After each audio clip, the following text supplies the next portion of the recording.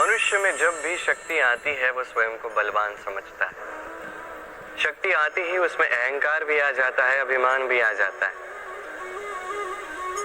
कारण ये है कि वो एक सरल सी बात नहीं समझ पाता। ये सब जो है समय के कारण। समय से अधिक बलवान और कोई नहीं है।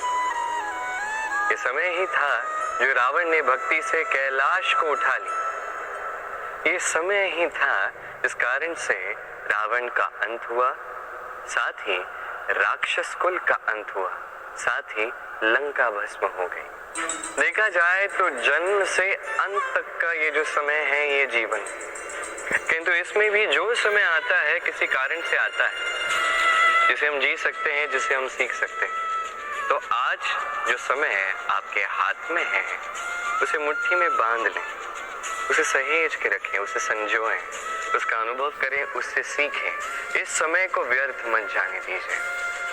और इतना जान लीजिए कि भविष्य में जो कुछ भी हो सकता है, जो होने वाला है, वो ना तो आप जानते हैं, ना वो आपके वश में है। इसलिए आज अहंकार और अभिमान करके भविष्य का अनर्थ मत कीजिए, स्वयं का अनर्थ मत कीजिए। यही समय का अर्थ है। आइए और मेरे साथ प्रेम से कहिए, राधे राधे। आज